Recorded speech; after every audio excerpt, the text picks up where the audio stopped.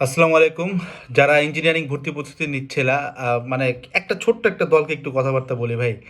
Literally তোমরা মানে কিছু দল একদম খুবই কম মানুষ, তোমরা ভাই লিটারালি পাগল। মানে আজকে না, মানে যদি আমি বলতাম সকালে করছি, আজকে সন্ধ্যা থেকেও যখন আমি এরকম মানে টেক্সট পাইছি হোয়াটসঅ্যাপে হটলাইনে যে ভাই আমি হইতেছে লাস্ট টার্গেট আমার চুয়েট, আমার হচ্ছে 1 ফেব্রুয়ারি আমার ভর্তি পরীক্ষা, ভাই আপনাদের কোর্সে ভর্তি হলে কী কী সুবিধা পাবো। জিনিসটা যথেষ্ট হাস্যকর ভাই।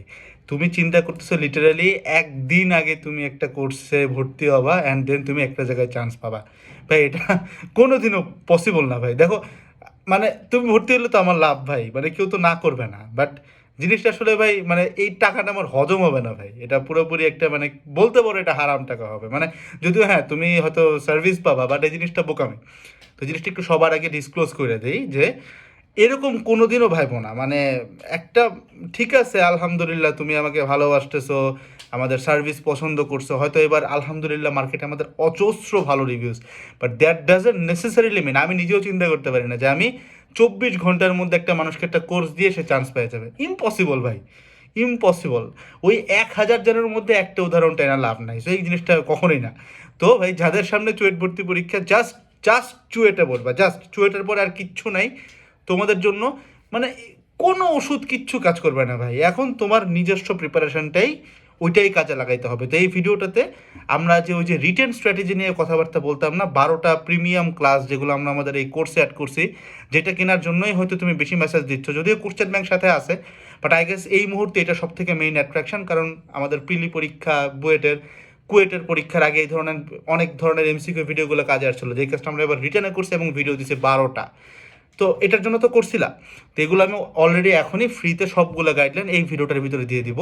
যারা চুয়েট রিটার্নের জন্য বসতেছো তোমাদের জন্য এই ভিডিওগুলো অনেক কাজে আসবে। এইগুলো জানার জন্য তোমার কোনো পয়সা দিতে হবে না, আমি তোমাকে এই ভিডিওটাতেই বোঝায় বলতেছি। একটু ঠান্ডা মাথায় বইসা বুঝো, আর পাগল হয়ে যাও না। লাস্ট একদিনে কোর্স কিনা জীবন বদলানো যায় না। তবে হ্যাঁ, আমি এই কথাগুলো শুধুমাত্র তাদেরকেই বলছি যাদের টার্গেট একদম শুধুমাত্র চুয়েট, এরপর আর কিছু নাই।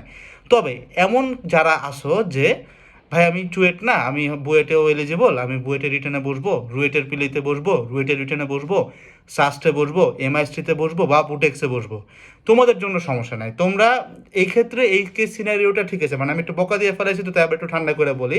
এই কেস সিনারিওতে তুমি যদি আজকে এখন কালকে ইভেন চুয়েট ভর্তি পরীক্ষার 1 মিনিট আগেও কোর্স কিনো, হয়তো তোমার চুয়েটে চান্স হয়ে যাবে, এটা আমি কখনোই বলতে পারবো না। বাট সামনের ভর্তি পরীক্ষার জার্নিটা তোমার জন্য ইজি হবে, এবং চুয়েট ভর্তি পরীক্ষাটা কিছু ক্ষেত্রে ইজি হবে, কারণ আমি এই ভিডিওটাতে যে 12টা ভিডিওকে এক্সপ্লেইন করব, এগুলো একদম এক্সাম্পল সহ ডিটেলডে এটার ভিতরে আমি এক্সপ্লেন করে দিছি, যেগুলোর প্রত্যেকটা ডিউরেশন 10 থেকে 15 মিনিট করে হবে।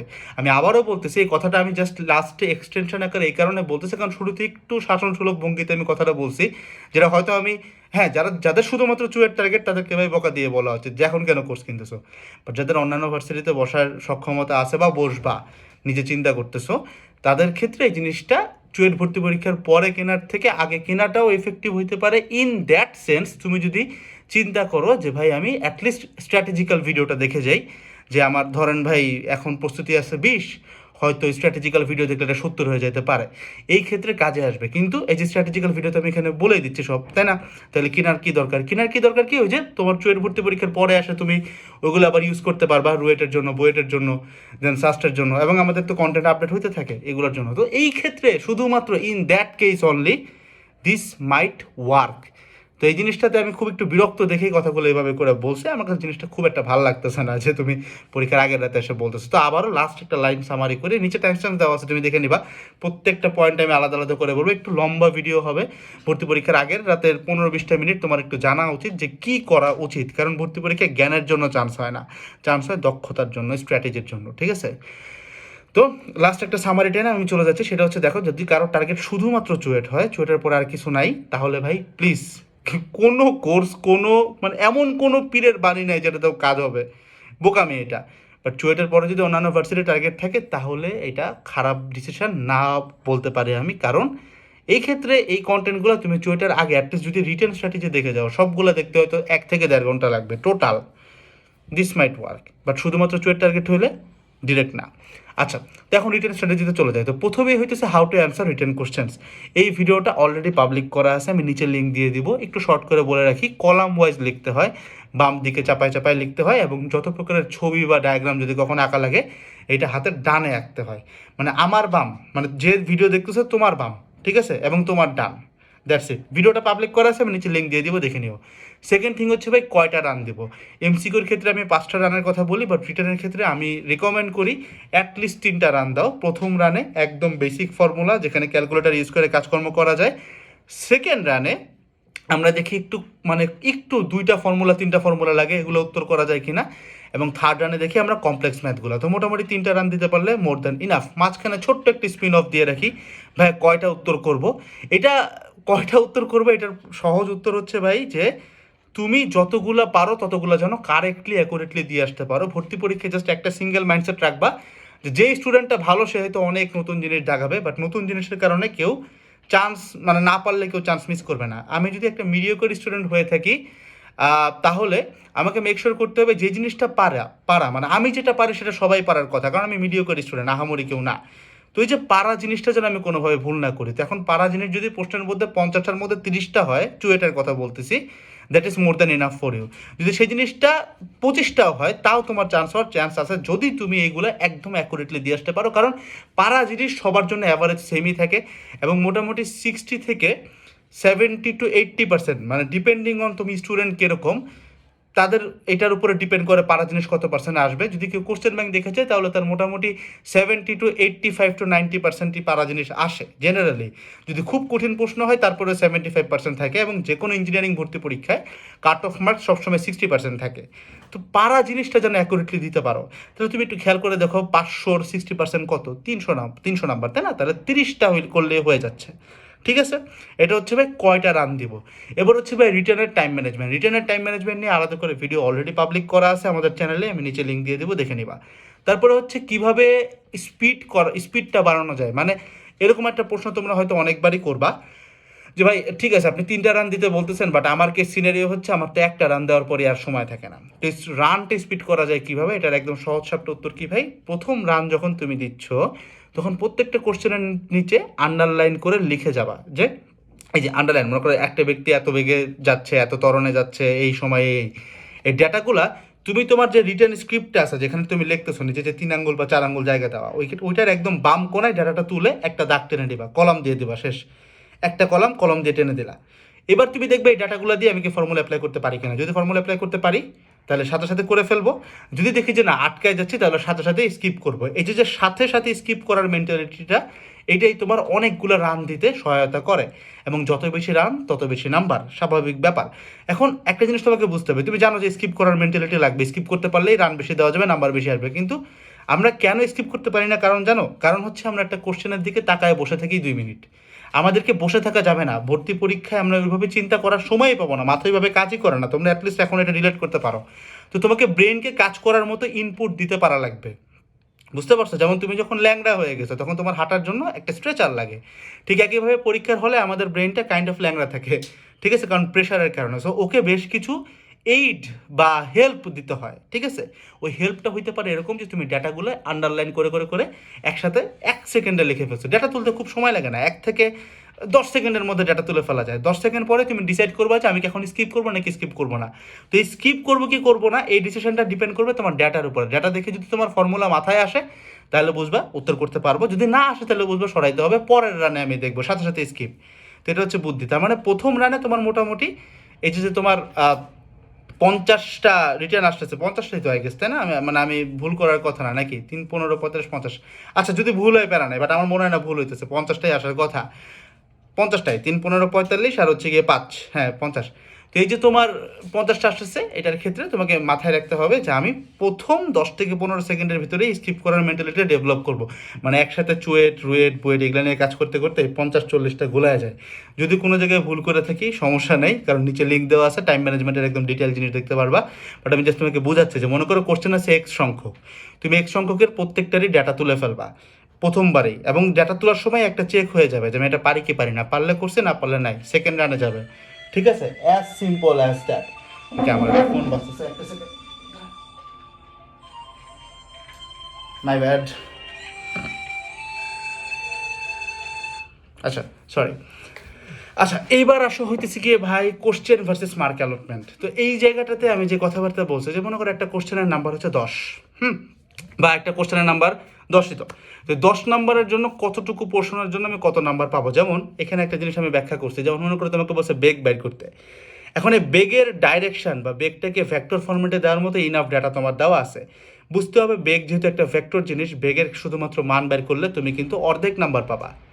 বেগের মান এবং দিক এই ক্ষেত্রে দুইটাই দেওয়া লাগবে। ঠিক একইভাবে মনে করো তোমাকে একটা প্রাসের গতিপথ চাইছে, যেটার বিচরণকাল, যেটার হচ্ছে গিয়ে তোমার পাল্লা একই দেওয়া আছে, যেটার বেগও একই দেওয়া আছে। তুমি জানো যে এই ধরনের ক্ষেত্রে আমরা দুইটা বিচরণ পথ পাই, একটা যদি থিটা হয় আর একটা হচ্ছে 90 - থিটা। তো দুইটার জন্য কিন্তু 50-50 নাম্বার অ্যালটমেন্ট করা আছে। তো এই জিনিসটা আমাকে বুঝতে হবে যে আমি যদি মনে করো তোমাকে জাস্ট ত্বরণ বের করতে বলছে, তোমাকে কি চিন্তা করতে হবে ত্বরণ কি ভেক্টর রাশি, তাহলে যদি ত্বরণ ভেক্টর রাশি হয় এইটার বের করা, এটার অ্যাঙ্গেল বাইর করার মতো ডেটা আমাকে দেওয়া আছে কিনা, যে এক্স অক্ষের সাথে এত ডিগ্রি কোণে, বা এটাকে ভেক্টর ফরম্যাটে নিতে পারি কিনা, এটা খেয়াল করতে হবে। যদি ডেটা দেওয়া না থাকে তাহলে সমস্যা নাই, বা যদি ডেটা দেওয়া থাকে তুমি যদি দিক বাইর করে না দিয়ে আসো, যেটা একটা ভেক্টর জিনিস, তুমি কিন্তু 50% নাম্বার পাবা। এবং তুমি বারবার দেখবা পোলাপান বাইরে হয়ে বলে যে ভাই এতগুলো উত্তর করছি, পরে চান্স হইলো না। কেন হইলো না? কারণ হচ্ছে তুমি ভাবতেছো এখানে তুমি যখন কাউন্ট করছো তুমি চিন্তা করছো 10-10 পাইছো, বা টিচার হয়তো তোমাকে 5 দিয়ে রাখছে, এরকম। আবার কিছু কিছু ক্ষেত্রে দেখা যায় যে তুমি এমন জায়গায় একটা মিস্টেক করছো যেটার কারণে তুমি লিটারালি 50% হারাইলা। এরকম মনে করো তুমি দুইটা জিনিস চাইছে, একটা হচ্ছে ধরো আমি খুব সহজ একটা এক্সাম্পল দিয়ে দেখাই। মনে করো তোমাকে বলছে শেষ বেগ কত, কোশ্চেন 1। কোশ্চেন 2, ওইটার ত্বরণ কত। এখন মনে করো এই শেষ বেগের উত্তরটা বের করতে তোমার লেখা লাগছে প্রায় বেশ কয়েকটা লাইন, কিন্তু শেষ বেগ থেকে ত্বরণ বের করতে তোমার লেখা লাগছে একটা লাইন। তাহলে শেষ বেগ তুমি ঠিক মতো বের করতে পারছো, এটার জন্য 50% নাম্বার, ত্বরণের জন্য 50%। এখন শেষ বেগের জন্য তুমি লিখছো 10 লাইন, 10 লাইনের জন্য পাইলা হচ্ছে 10-এ 5। এখন ত্বরণ বের করছো ভুল, কিন্তু এক লাইন তোমার কাছে মাথায় হয়তো তুমি ক্যালকুলেট করতেছো ভাই একটা মাত্র ফর্মুলা ভুল করছি, অ্যাটলিস্ট 10-এ তো 8 দিবে। বাট ঘটনা এটা ঘটবে না, কারণ তুমি সেকেন্ড লাইন যেটা ভুল করছো এটার উপরেই 50% নাম্বার ছিল। সো নাম্বার অ্যালটমেন্ট বোঝাটা খুবই নেসেসারি। আশা করি এটার পরে তোমার মোটামুটি ক্লিয়ার হয়ে যাওয়ার কথা। এবার আসতেছে হচ্ছে গিয়ে হাইলাইটিং ইউর অ্যান্সার। এখানে আমি বলছি যে যদি তুমি একটা প্রশ্নের উত্তর খুবই বেশি কনফার্ম হও, দেখা যায় যেহেতু আমরা কলাম করে করে লিখতেছি, কলাম করার ভিডিওটা দেখবা, এটা পাবলিক করা আছে।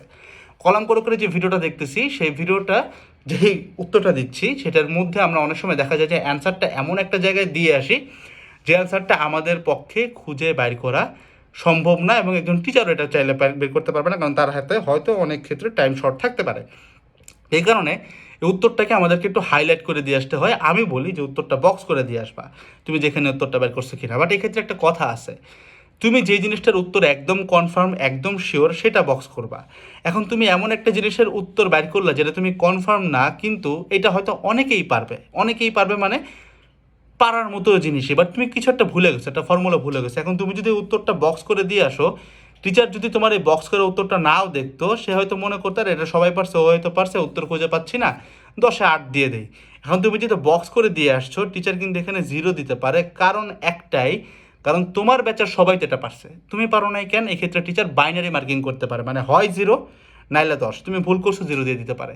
তার মানে আমরা অ্যান্সারকে হাইলাইট বা অ্যান্সারকে বক্স আমরা তখনই করবো যখন আমরা খুবই বেশি কনফিডেন্ট, যখন আমি চাই যেন টিচারটা উত্তর দেখে। কারণ উত্তর সে যদি না দেখে, সে হয়তো মনে করতে পারে যে, মনে করো তুমি সবই ঠিক করছো, সবই করছো, সবই ঠিক আছে, উত্তর খুঁজে পারো না, টিচার মনে করবে আচ্ছা ঠিক আছে সবই মনে হয় ঠিক করছে, আমি 10-এ 8 দিয়ে চলে যাই। বাট তুমি তো ঠিক করছিলা, 10-এ 10 পাইতা।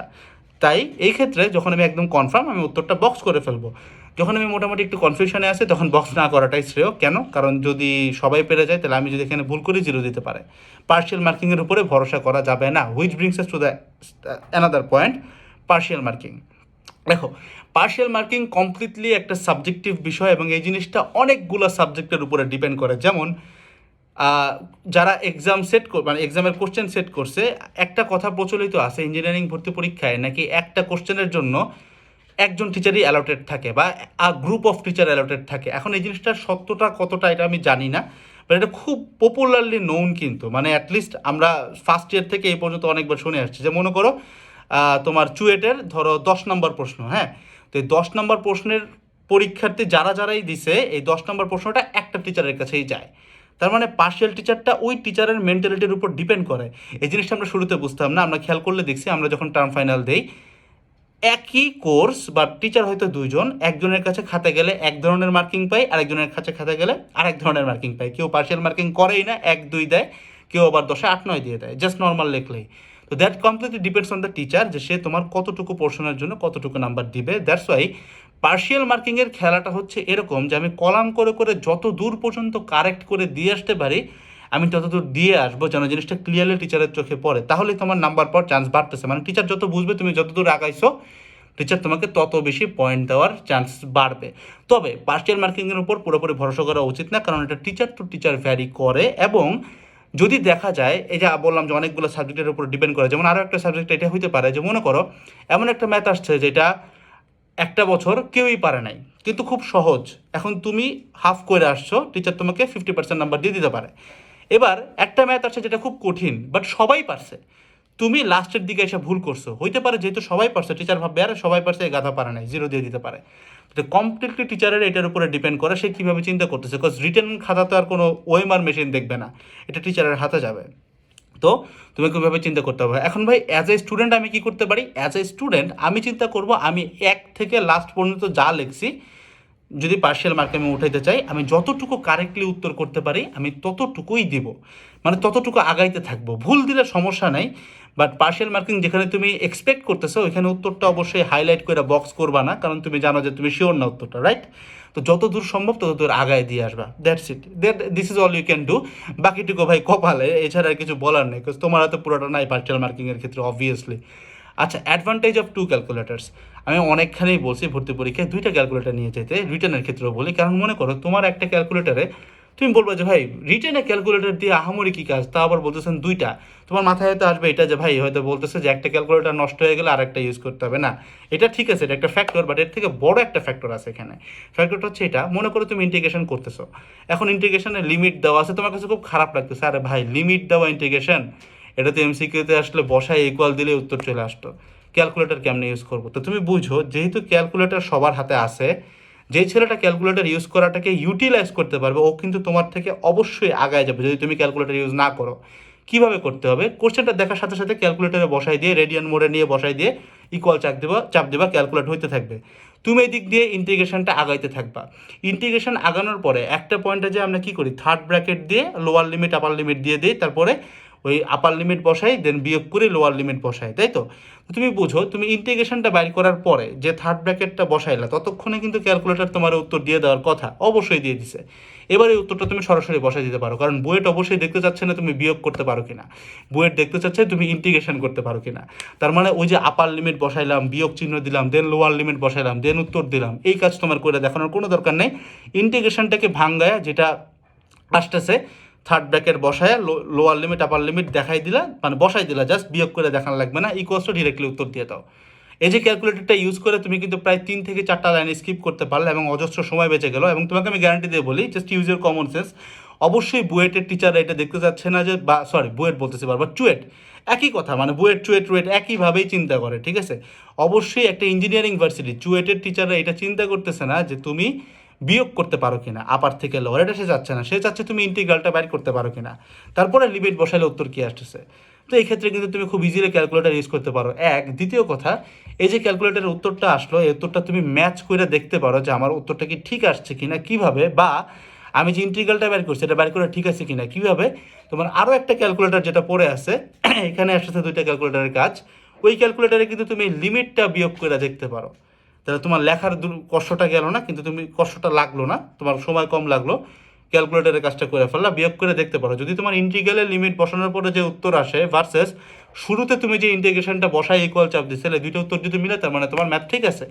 কেন এই রিভাইজ দেওয়াটা জরুরি, এটা কিন্তু আমি অনেক ভিডিওতেই বলছি, যে জিনিসটা তুমি একদম শিওর জানো যেটা হবেই, ওইখানে কিন্তু কোনো ভুল করা যাবে না। ওইটা প্রয়োজনে তুমি মানে 3 মিনিটের জায়গায় 5 minute now, 6 minute now, but sure হয়ে আসো যেটা ঠিক দিছে কিন্তু আমি, ঠিক আছে?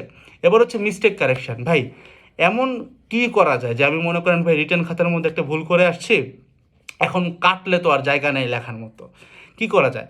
এক্ষেত্রে প্রথম কথা যেটা, যে ভাই prevention is better then cure. তার মানে তোমাকে চিন্তা করতে হবে যেন ভুল না হয়। ভুল হয়ে গেলে কী হবে সেটাতে আসতেছি, বাট ভুল না হওয়ার জন্য কী করতে হবে, আমাদেরকে চাপায় চাপায় কলাম করে লিখতে হবে। লাইক একদম বাম সাইড থেকে লেখা শুরু করলাম, চাপায় চাপায় একটা কলাম দিলাম, আবার লিখলাম কলাম, লিখলাম কলাম। এটাতে কী লাভ, আমি যে ভুল করতেছি, ভুল করলে আমার তাও হাতের ডানে অনেক লেখার জায়গা আছে। সেকেন্ড থিং যে কাজটা করতে পারো, প্রত্যেকটা কলাম শেষ করার পর একবার করে রিভিশন দিতে পারো যে কলামটা ঠিক আছে কিনা। এটা করতে ভাই 0.10 সেকেন্ড লাগবে সর্বোচ্চ। একবার দেখা যায় কোনো ভুল করছি এই কলামে, এই যে কলামটা টান দিলাম, এই পার্টিকুলার কলামে আমি ভুল করছি কিনা। এটা করতে খুব একটা সময় লাগে না। তোমাকে কিন্তু 3 মিনিট করে উত্তর করতে হবে এটা কেউ বলতেছে না, কারণ তুমি 50টা উত্তর করবা না, রাইট?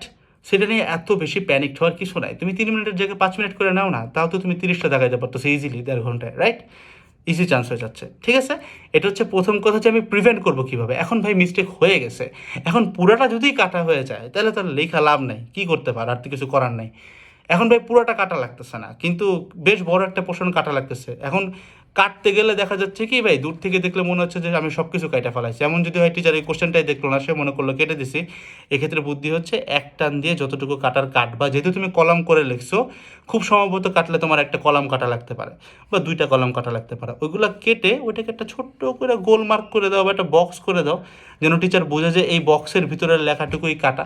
তুমি যদি তোমার যতটুকু লেখার জায়গায় দিছি ওটার ভিতরে তুমি বক্স করো, গোল করো, ডায়াগ্রাম আঁকো, যাই করো না কেন, কলম দিয়েই করো, কোনো সমস্যা নাই। হ্যাঁ অবশ্যই পেন্সিল দিয়ে লেখা কিন্তু কোনো সমাধান না ভাই, কারণ পেন্সিলের লেখা কিন্তু মুছে যাবে। ইউ নেভার নো তোমার খাতা কত দূর যাবে। এমন হইতে পারে টিচার বাসায় খাতা নিয়ে দেখতে পারে, হইতে পারে না, হইতে পারে। তা we should always think about the worst case scenario. এমন হইতে পারে যে তোমার খাতাটা এমন নিচে পড়লো যে পেন্সিলের ঘষাতে ঘষাতে পেন্সিলের লেখাই উঠে গেল বা হালকা হয়ে গেল, বা টিচার বুঝলো না কি দরকার পেন্সিল দিয়ে লেখা। কোনোদিন এটা একটা ওয়াইজ ডিসিশন না।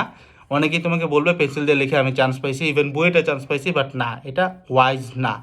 1 in a million কখনো মানে একটা উদাহরণ হইতে পারে না, ঠিক আছে? এবার হচ্ছে ভাই কেমিস্ট্রির জন্য কিছু স্পেশাল টিপস আমি দিয়েছিলাম। সেটা হচ্ছে এটা যে তুমি তোমার কোশ্চেন ব্যাংকে দেখবা এরকম অজস্র রিয়াকশন আছে যেখানে বক্স দেওয়া থাকে, মানে ফিল ইন দ্য ব্যাংকস দেওয়া থাকে।